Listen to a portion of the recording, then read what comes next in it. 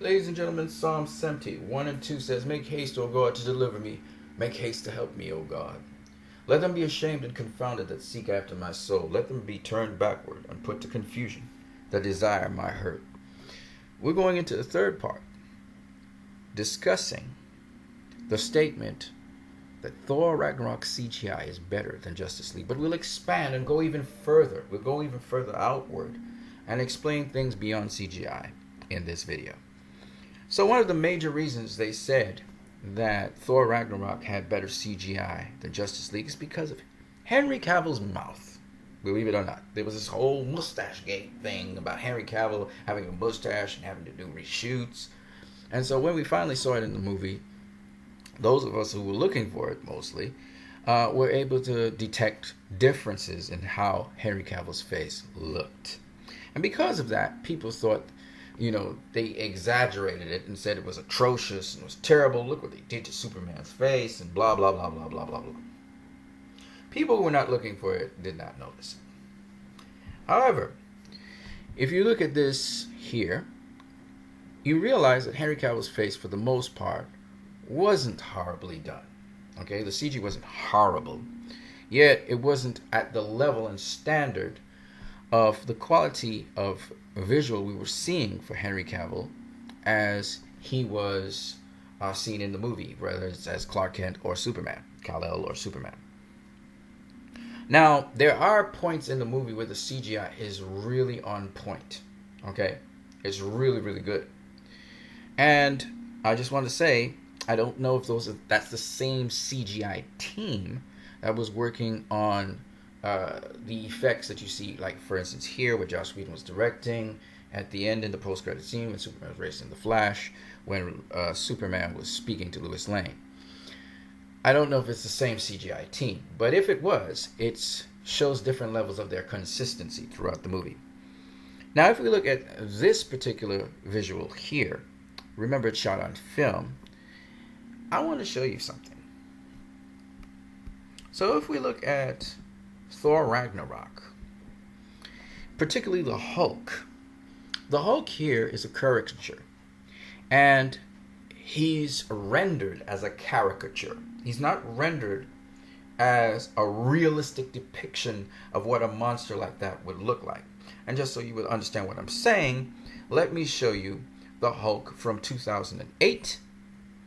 And there you see the Hulk from Thor Ragnarok.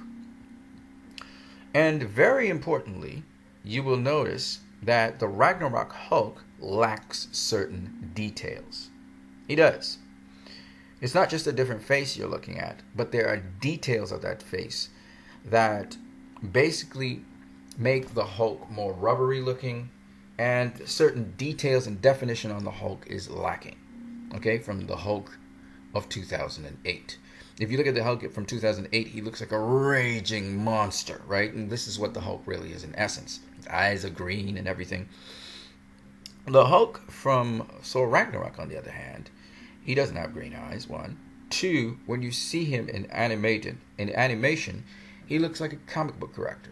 They were trying to put him in a real world setting and make him look real. Now, to be honest with you, both Hulks are not the greatest animated Hulks you will ever see, or animation for that matter. This one was in 2008, so we excuse it because of the time. But the other thing is they move in an animated fashion. They don't move like a real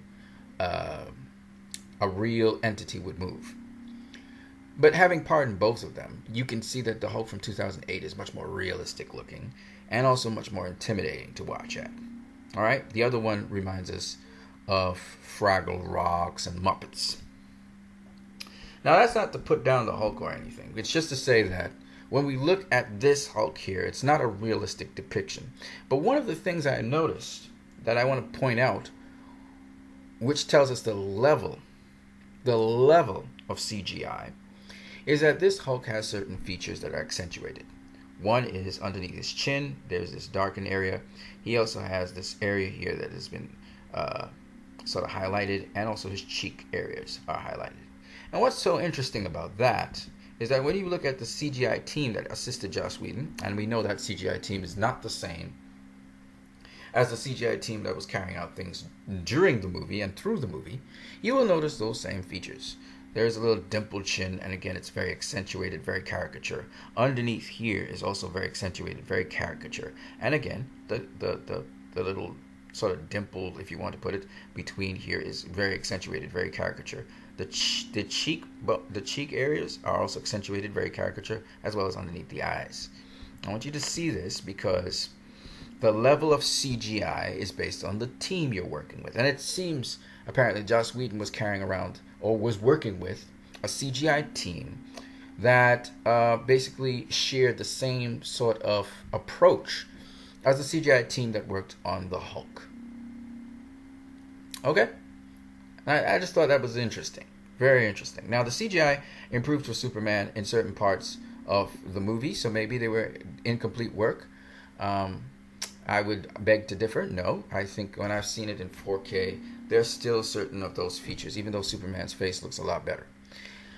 So I do believe, if you're talking about Thor Ragnarok, and if this is a caricature kind of approach to things, and this is seen as abhorrible and horrible, because the standard of Superman and the standard of Henry Cavill's face is so much higher, it tells us again that Justice League had superior CGI to Thor Ragnarok. That's what it's telling us. Because if this is the minimum requirement, if this is the lowest common denominator, which sort of matches up with what we've seen with another CGI character in Thor Ragnarok, then it means that Justice League supersedes that. Alright? It's just simple logic and deductive reasoning. But I will go a step further. The other thing I want to talk about doesn't really have much to do with CGI, but it does in a way. And that has to do with the CW. Now, interestingly, the CW, some of the writers for the CW and some other people involved in the production and the direction of the film are actually people who work for Marvel. Yes, that's right. They work for Marvel Disney as well. And so the way and the tone and the kind of structure that you see in the CW will remind you in some ways of the MCU. Now, what's very interesting about this is the CW is a television show. So when we talk about live action, a group of television shows, when we talk about live action, this is TV. That means it has a lower budget than, say, film. Now, I want to show you something, which I think a lot of you may have missed. So if you look at these caricatures here, look at their costuming. What do you notice about their costuming? It's simple. While they do capture the essence of the characters, it's very simple costuming. It's not elaborate costuming. Let me show you another one. So here we have, this is the CW characters from Crisis on Earth X. And look at all of them. And look at their costuming particularly. It's very simple. There are no elaborations to this costume. It's a very simple costume. All right, now I'll show you something. I have a point behind what I'm doing. This is probably more elaborate. Again, it's mostly leather. How many MCU characters have this kind of look? Captain America. It's a little bit more elaborate, but it's basically this leather, and then they put on this stuff. This helps your budget in films. All right, this is much more elaborate costume. This too. But look at that. That's a simple costume. Simple costume. This is somewhat elaborate, but still leather. Simple costume. Simple design. Simple costume. Why? And this is where it comes into play with CGI.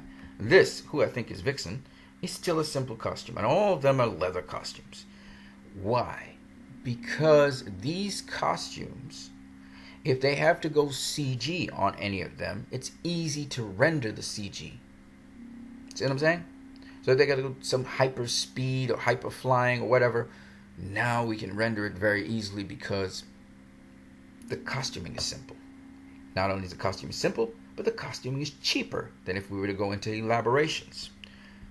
When we look at Superman's costume here, this costume is very complex. I mean, it has designs all over it. Besides he having to wear a bodysuit underneath this costume, and they think about how the light will hit the costume. There are all the other elaborations that go into them. All the little designs on the costume, which you can't see in this particular video, but in others. My point being, this is low budget, and this is high budget. In fact, let me go over here. Okay, now if you look at these costumes, look at them good. They have little elaborations on them, but for the most part, these costumes are simple again. Easy to render costumes, right? Very simple. This one has some elaborations on it, but still simple. I'll show you what I mean. And this one too. It's almost a little upgrade, just slightly higher than the CW costumes. Well, some of them. But look again. Leather. Leather. You know what I'm saying? Look at this. It's got some elaborations on it. Look at this. This one's stripped down more, right? Again, leather. Or leather-like, or whatever it is. This one, leather again. What we got? More leather. Leather everywhere. Right? So, therefore, your production costs are cheaper. Nice design, by the way. And this one, too. This one looks a little bit weird. So, at the end of the day, even if we look at Hela's costume designing, they're simple. These, on the other hand, are elaborate costumes. And they all have meaning in the costumes themselves. And they even have their logos. Logos on the costumes. These are very elaborate costumes and costuming. Okay? And that's for film. And just in case you don't understand what I'm saying, we'll go into other films in a minute. Oh, let's just look at Hela's costuming. Again, very simple. Very simple costuming. Alright, this is a toy. Okay? And again, the CG's here. So when we have to actually animate the CG version of Hela, we don't have a whole bunch of details to deal with. See how simple the costuming is? This is very simple costuming. Alright. And it is some detail on it, but it doesn't mean anything. It's just a design. And here's the interesting part about it. When we look at Hela's costuming, and even Valkyrie's costuming, which is a slight step up from the CW, again, simple to render, simple to make, nice design, but at the end of the day, lowers cost. Easier to render. So that's why I keep on telling people, this is a step, the MCU, at least this Thor Ragnarok, is a step up from the CW. But it's CW level stuff. Now let me show you something extra. So here's Hela, and she's standing in front of a screen with a picture. Now this Hela here is a toy. Now I want you to see this. Notice the background is blurred out and she's in the foreground. But she's not really outdoors. We know this for a fact. This is in front of a screen with this picture, right? And they just didn't focus in on it. Interestingly enough, in the movie, you saw that as well. And the thing that gave it away was Hela's hair. As you can see, Hela's hair is still staying quite... It's not moving much. Now, to be fair, in the actual movie, they had the hair of both people moving a little bit, Thor and Hela and they. But the point is, it's very much similar to what happened in the CW when they went through a portal. Here, they're actually in a studio when they're shooting this, but you can look at the background and it looks like it blurs out. Okay? I don't know if they use green screen or if that is just actually a television screen, but it feels flat behind them. And look how sharp their body looks compared to the background. The sharpness of the foreground tells us this background is fake. Similarly here with Hela, the sharpness of the foreground that they're focusing on tells us that the background there is fake. Same here, sharpness of foreground tells us background is fake. This is a flat, probably blue screen we're looking at, okay? Now why that's important for you to understand CG-wise is because, and I'll come back to this in a minute, is that the CW is a low budget. If you were thinking in terms of film, that the thing is, it's a high budget television set of shows, but it's low budget pretty much. Okay? Compared to what film really goes through. And it's the same for Thor Ragnarok. They actually cut a lot of cost using their... And what they got you with, and what they got your attention with, is the pretty colors. So this scene here, which I'm glad I'm watching at this right now, this scene here reminds us very much of a CW scene. You know, doesn't it kind of look similar? Look at the costuming. Let's go back. Have a look. See? It's cheap, low budget costuming. For film, that is. So they cut costs there. The background looks fake. Alright? And if you see it in the movie, again, you'll see it looks fake. It looks fake. It's great resolution. But the costuming ain't much different to the CW's costuming, first of all. Very simple costuming. This is a little bit more elaborate, but still simple in design. There's no set of all kinds of things. He's not wearing a bodysuit underneath this. This is just a piece of plastic. Okay? Over him. The bands look brand new. The hammer looks brand new because it's low budget. It's like you go into a store and you decide to do cosplay. No disrespect to Thor Ragnarok, but they pulled it off. They pulled it off. And these are great actors, mind you. So they pulled it off. But you can clearly see this background is not real and they're in the studio. This is like Aquaman when Joss Whedon shot the reshot. You can tell, your eyes can tell you the truth. You know this is not real. Alright, so let's move on. So, to me, this is like to me, Thor Ragnarok and a lot of MCU films, for that matter, are like slight upgrades to the MCU, to the CW, and they kind of go the same way. Their fight sequences, when you're dealing with hand-to-hand combat, are pretty much similar. In Black Panther, there's a scene in Black Panther where Killmonger, he stabs Black Panther into his side. And then Black Panther, at the end of the movie, stabs Killmonger into his side. That comes straight out of Infinite Crisis on Earth X had a scene with that. I can't remember if it was a Flash or who it was, where they were fighting, and one guy stabbed the other guy into his side, and the other guy stabbed him into his side. Literally, the choreography is similar. It's crazy.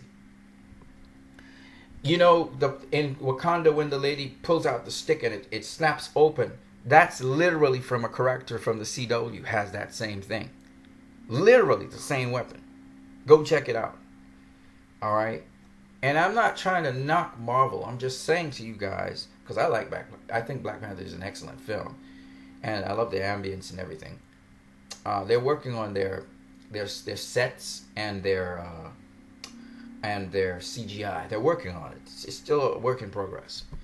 But my point is that the CW and the MCU have a lot in common. Now, if you look at Captain America, Civil War, and Winter Soldier, those were upgrades, in my opinion. They were. They still had set pieces which were looking like set pieces, but the point is, they were upgrades compared to the other movies we've seen in the CW, especially Guardians of the Galaxy, Thor Ragnarok, even Spider-Man Homecoming. While Spider-Man Homecoming is kind of like a film, it feels something like a film. They're still rough and raw when it comes to stuff, and they're still working out how to digitally represent things properly on the screen, and they're still working on getting out of the TV mode. The TV mode has specific camera angles. So you got a lot of shots with characters just standing around. And there's no innovative way how they shoot those scenes.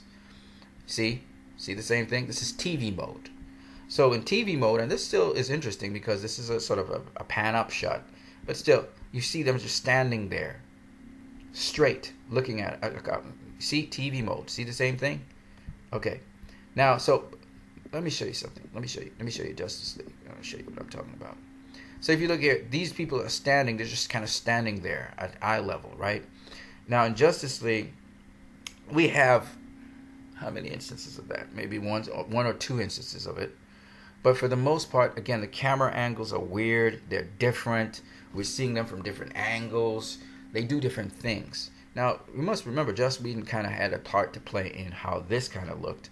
But this was there all along. But the point is, just the innovative way how you do a shot. And that's why we could discriminate between Joss Whedon and, say, Zack Snyder when we look at the Batman scene. Because Joss Whedon goes straight down with his camera. Zack comes with an angle. He don't come straight down at anything. All his angles are different. That's film. And just in case you think it's only exclusive to Zack Snyder, no. Film is supposed to be another level to television. And what a lot of people will tell you is Joss Whedon, he came from television, Buffy the Vampire Slayer, etc. So they kind of bring that TV feel to it. And Marvel tends to have a television-like feel to it. You look at Ant-Man, you look at Doctor Strange, you look at Black Panther. They tried, but they still keep those TV angles and TV shots for the most part. All right, let me show you something. So here we have, again, we see here Crisis on Earth X. I think this is something like that. And again, you look at the costuming. It's very simple costuming. And even if you look at the villain's costuming, it's very simple. And that's something you have to understand. Now, if you look at film, on the other hand, film comes from innovative angles. Look at how innovative that angle is. You're not directly behind this guy. You're not to the side of him, completely to the side. You're not above him completely. This is a composite angle. We're looking at a top view looking down at the angle of a side to this guy and what he's looking at as he approaches it. When you look at the costuming, it's very detailed. He has weather-beaten clothes. When you look at the cinematography, the atmosphere is cloudy because there's a lot of dust and debris. His clothing has tears, wear and tears on them. So you look at the environment and there's rust so there's a lot of character in this environment.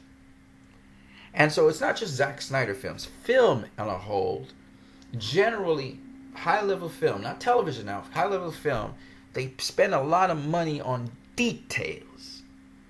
And similarly with the CGI, details. Now here's the funny thing about this. This, like I said in another video, is CG integrated into the real world. It's so well integrated, you can't tell what CG is from the real world. Now that's good CG. When you look at Thor Ragnarok, on the other hand, this feels like a caricature of piece. It feels like a cartoon. Because when you look at the junk that's around there, it's very colorful. Now in this particular piece, and even the hole in the sky is colorful. And so, where you should take these things seriously, and this should be a junk heap, this feels more like a cartoon junk heap. It's more towards animation. And Thor has no dust on him. Alright, let's keep it moving. Set pieces. Sets. I feel like I'm on a CW set every time I look at these scenes. This scene here with Thor is talking to David Banner in the movie. How can I take this seriously? And on top of that, his costuming looks like plastic. This is not metal. This is not metal. His sword doesn't seem like metal. However, when I look at this, I'm not thinking of a set. I'm thinking of a venue. Set design. High budget. This is high budget. And remember, the weird thing about this whole scene that you're looking at here is it is dominated by CGI. We have a CGI Steppenwolf, CGI parademons, CGI lights, and CGI completion of the set where there are other parts of the set which are in CG and you will not know that. Details make a difference. The dust in the air, the dust on the ground, the little leaf particles down below here. These are little details you and I don't see, but our minds see it. And those details make this environment real. Remember the Incredible Hulk from 2008 compared to the Incredible Hulk of Thor Ragnarok? Details make a difference. And this is also something you have to understand. The CG must integrate with the scene. It must integrate on the set. You must not see a set there. Look at the innovative angles I'm telling you about, the cinematography. We're going from the side, but yet we're not perfectly to the side. We're looking up from below, but yet we're not perfectly below the characters, etc., etc. That creates the ambience, which is why when we see Joss Whedon's action scenes of Zack-directed scenes, which he changes the render angle a little bit, it changes the way and the impact of the scene. Because CGI also must have a particular angle to get the maximum impact, as if you were to do the same with an actual shot scene. You can render a CG character as well as you want. If you do not know the angle at which you're shooting the scene, you will not get the impact you want. Because it's still film we're talking about, not a video game. So when we talk about better CG and better CG quality in film, we're dealing with angles as well. That's why Steppenwolf in this act here, this tunnel act, looks ominous and incredible. But when we see him in the final act, which Joss Whedon happens to direct a lot of, not all of it, but a lot of, and he still, even if he didn't direct those scenes, he's the guy that had the final say on what angles the shots of the scenes would be in, and how much detail would be put into the scenes, and how the color palette would look in those scenes. Because of that, you don't get the impact that you had in the tunnel sequence. You don't get the impact that you had with the Amazons. You don't get the impact that you had in the underwater sequence with Steppenwolf facing the Atlanteans. Okay? And why is that so? Because Joss Whedon is more a TV guy. He's more a Marvel guy. He's done great films for Marvel, but they don't have the kind and level of CG and cinematography that Justice League had. And that is why Justice League is a superior CGI product to all of the Marvel films so far, including Black Panther, even though it is an incomplete version of the product Zack was setting out to show. CG-wise and appearance-wise, that is. This does not look like a set. To be fair, this does not look like a place or a venue. This looks like a set, right? To be fair, this is behind-the-scenes footage. Let's keep it moving. When you look at this is Blade Runner 2049, which incorporates real live stuff you're seeing here. This is a set, believe it or not. But you do not feel like this is a set. What do you feel like? This is a place. You feel like this is a place. Feels very real, doesn't it? And that's the difference between low budget sets and high budget production. This does not feel like a set. This feels like a real place. And that villain looks like a real villain. CG makes you believe this is real. This feels real. This feels real. This does not feel real. Again, cinematography. Though there's CG right here of the city, this looks like a guy sitting in a bathroom or in a toilet.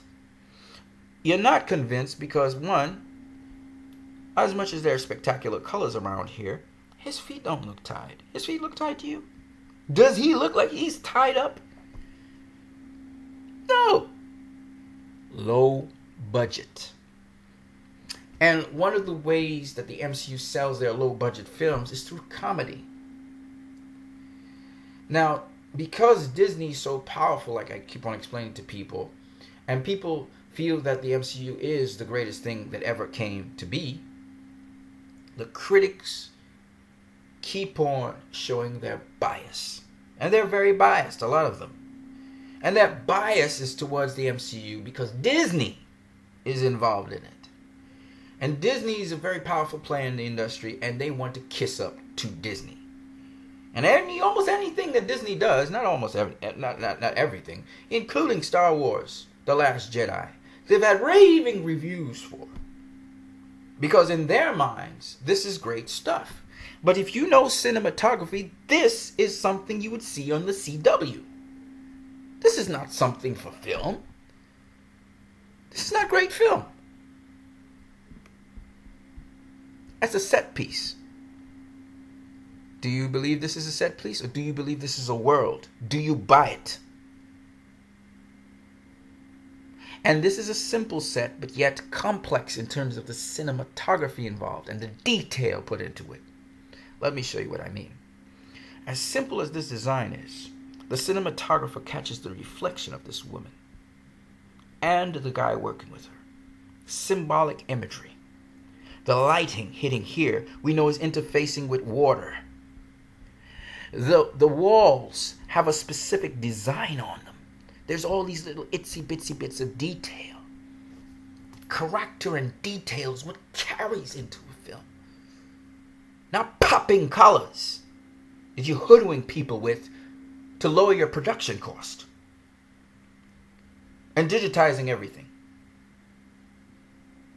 There's a character in this tabletop, which is really, looks like it's, I don't know what it is.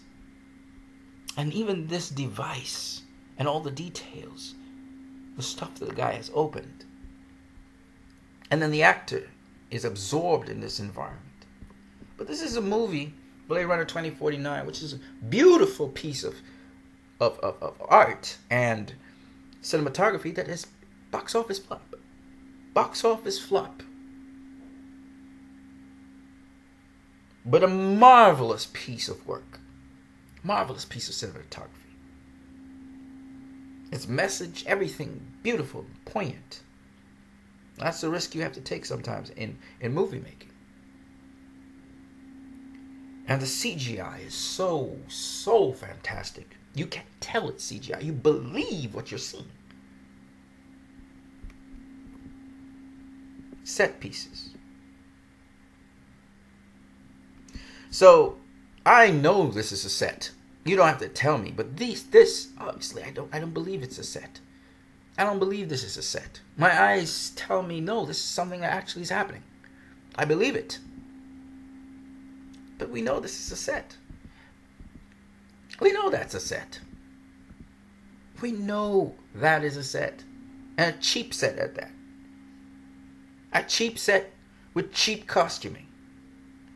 And they don't even have the audacity to tie this guy's feet correctly. Look how slack that thing is. You've been hoodwinked. This is CGI at its best. We talked about this. Now, it's not just the render. The render and the angles of the render must fit into the cinematography that is being given. The tone, the color palette, the environment. Like I said before, great CG is not noticeable. It is not the focus. Oh, Thor Ragnarok was great because of the resolution. And look at the pretty colors. The pretty colors. That's failed CG. If you got to focus on the pretty colors to distract you from the elaborations of the work and the cinematography, this is art you're looking at here.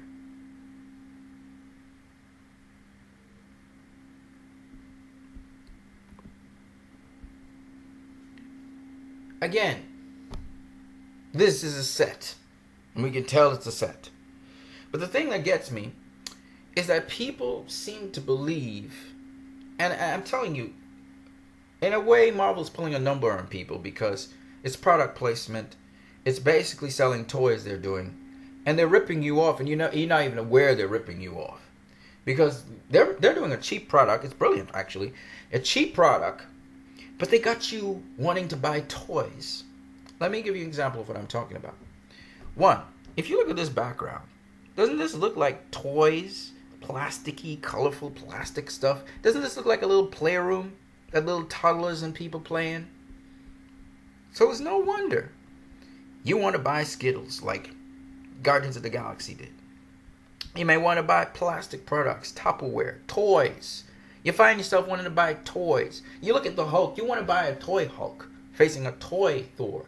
And how do their weapons look? Don't they look like plastic? They look like plasticky weapons. So you want to buy those weapons, okay? But when you come to Blade Runner 2049, you look at the set. Does this look like a set to you? Does it look like this? Does it look like this?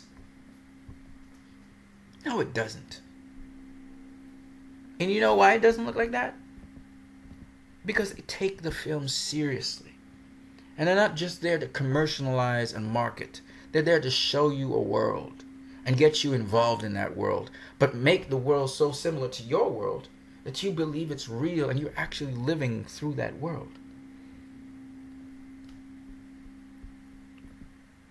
They're not trying to hoodwink you into a CW fest. This is CW. The costuming, CW. This is something you would find on the set of CW. This is like one of the Flash's guys that helped the Flash. He dresses in something like this. And think of this as the Flash and somebody else. Maybe Iris West or whoever. That's what I feel like. This is a TV. This is a sitcom. This is not a movie. I'm not supposed to take these characters seriously. At all. At all. That's why I hated the movie. So for somebody to tell me that this movie, because they paint it up and they color it up, this movie is superior to Justice League in terms of CGI, costuming even, if you want to go there, and the overall story even. The villain is better than the Steppenwolf, the villain. I mean, anything you say gets me all frowsy and angry sometimes. Because if you're telling me that, then it tells me you are spitting on what film is. This is not TV. This is film. This is film. Look at it. Look at the theatrical feeling. Look at the theatrics. You're not paying attention to the CG. It's there, but you don't know it's there. That's real CG. And this is Star Wars. So don't tell me that Thor Ragnarok, oh, it was a new world they designed. Star Wars got worlds. Worlds that they designed. But you're not all locked up in the worlds. Oh, look at that popping color. Look at this correct. No, they fit into the story.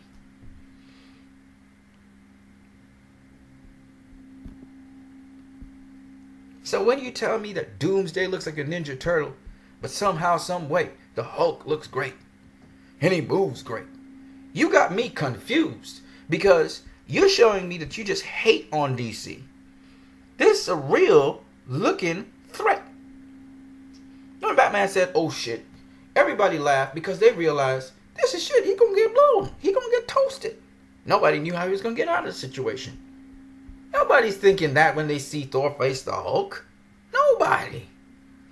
Lots of fans and fanboys wanted to see the throwdown, and they were happy they saw it.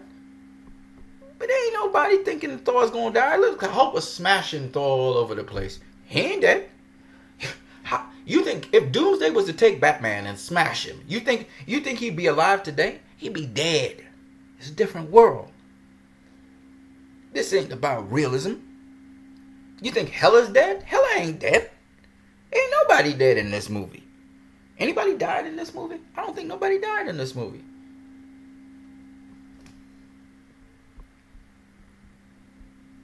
Selling toys.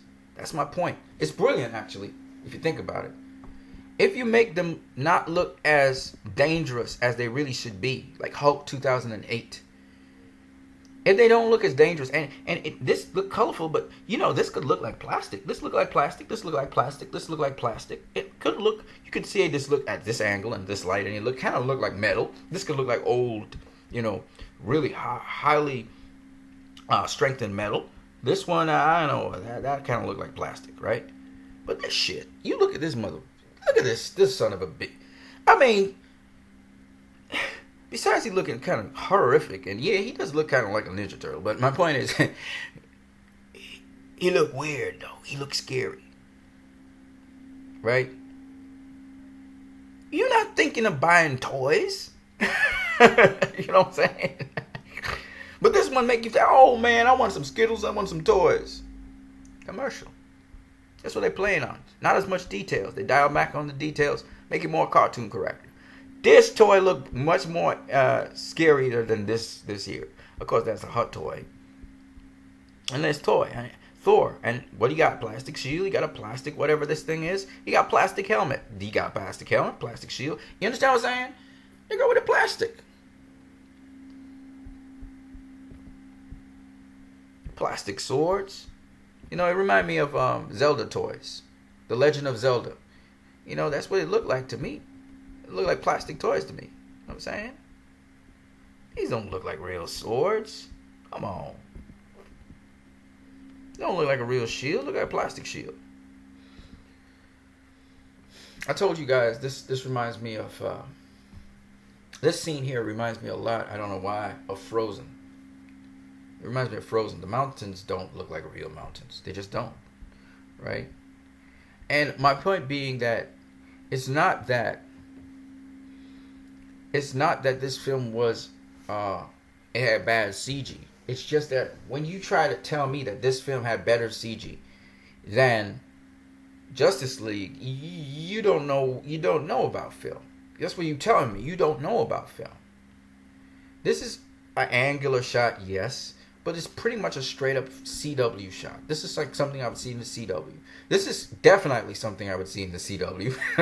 All right? Not to say that this is a shot that was in the movie, but I'm just saying. All right? This is real, but you don't even know where the CG is. This is just simply a real shot on location. There's no CG involved here. All right? And I went through all of these others before. So, at the end of the day, what I'm trying to tell you guys is, to sell toys, I ain't mad at them. But don't tell me that their CG is better. Don't tell me that. Don't tell me this CG is better than Justice League CG. Are you mad? Are you nuts? Are you crazy? Can't you see the different levels, man? Even this, Joss Whedon shot this, and it's still got, again, the straight up and down angles and stuff. He's very straightforward with his stuff. But still, this is better because it's realism we're dealing with, CG, than what we saw in Thor Ragnarok. Look at this gorgeous CG. You don't even know where the CG begins and ends, do you? You don't know. Look at that gorgeous CG. Yeah, CG, that's right. He's standing in front of a green screen. That's right. But you got depth perception and all of that.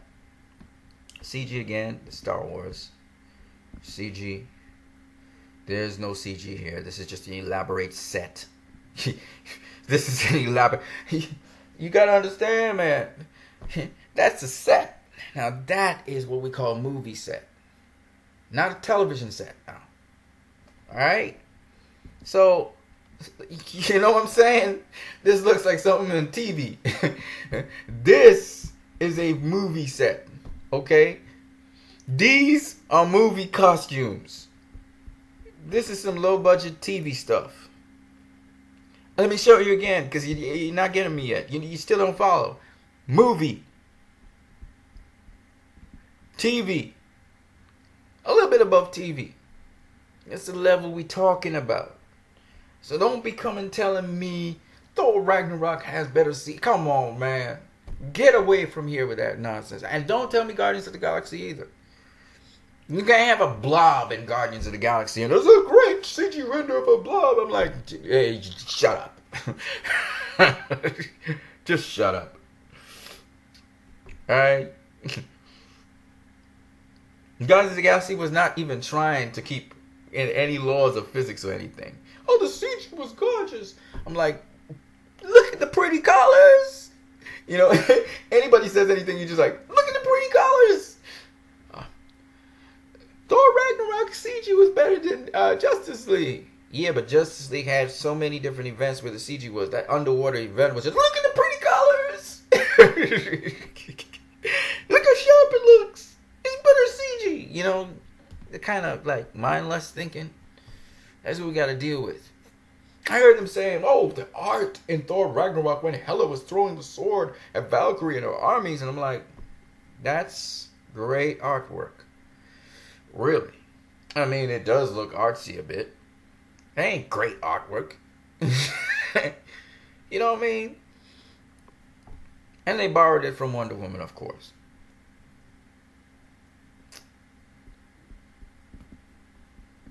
This is good CG. This is great CG. And the set. This is on set. This feels like a place, doesn't it? This is a set. But you don't think of it as a set. You think of it as a place. You go there. It's a fictional world. But they take it seriously. And they got a lot of details. It's a lot more work. And it's a lot more elaborate CG to have a world where none of those signs exist. As this guy's walking through that area, those are not real signs. Those are CG signs. Blurred out. Following the camera. Tracking with the camera. That's the shit you guys just don't get. That is an actual set. See the details in the wall and the lighting and oh my god. You don't want to go there. You even see these little speckles and flakes telling me something happened. And it's look at that.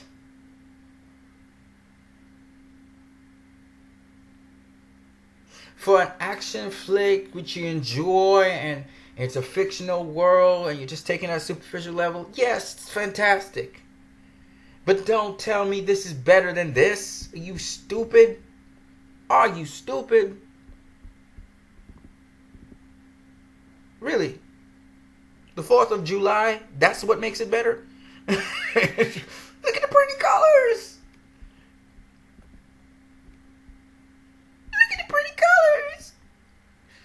Yeah, it reminds me of Tupperware, Play-Doh, and all that stuff that's colorful. That's what it reminds me of. Look how colorful this guy is. He literally reminds me of a clown. Same hairstyle. Look, Jeff Goldberg, same hairstyle. He even got the clown eyes. He got this little goatee thing going on there. He looked like a clown from It. I know It wasn't really a clown, and I know it was a much more serious movie, but my point is he looked like a clown.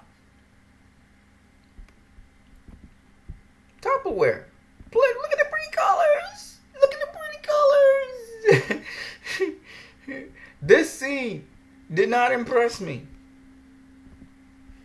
Because it reminds me, oh, these are two guys. They're in cosplay, and they're fighting with one another. They don't even have to follow the laws of physics. But it sells toys. It sells toys. I want a Thor. I want a Hulk. It sells toys. That's all that matters. Right? Remember this? You know that's a flat screen behind there. I told you that from the get-go. Too sharp an image in the foreground. Like this. This is way too sharp. Background. No, that's not real. This could be real. There's depth perception. And look how this fades out in the background. This is real. Not the sky, but I mean the things in the background. They're real. Alright? That ain't real. That's real. You can feel the depth perception. You can feel the mountainside. See the mountainside? You can feel the three-dimensional depth to it. So you know that's real. This shit ain't real. And this ain't real either. See what I'm saying? You can know. You can tell this is real because of depth perception. Your eyes tell you the truth. We know this isn't real, but it's gorgeous. Look at the pretty colors. No, there's detail in there. A lot of detail in the mountainside. A lot of detail on the ground. Of course, this is a moving picture, so you can't see all the details and the cracks in the ground and all the characters. See, you gotta have character in your movies, and that costs money. Your budget goes up. Low budget movie won't have those details. Thor Ragnarok misses those details, and details make a movie. This is CGI right here. Lots and lots and lots and lots and lots and lots and lots and lots of detail. All right, so when they talk about Superman's face, and they're talking about, oh, yeah, the Superman, yeah, it's on the level of Thor Ragnarok. It's on the level of Thor Ragnarok. Don't let anybody fool you. Okay? So, If you're saying that Thor Ragnarok is better CGI than Justice League, then you're saying that this CGI here looks better. All the CGI in Justice League. And if you felt that this CGI brought down the film, what are you really saying about Thor Ragnarok? Do you really want to have CG like Thor Ragnarok has? Do you really want to have CG like Guardians of the Galaxy have? Do you really want to have CG like Spider-Man Homecoming had? Do you really want to go there? Do you want to go backwards? You guys have a good one.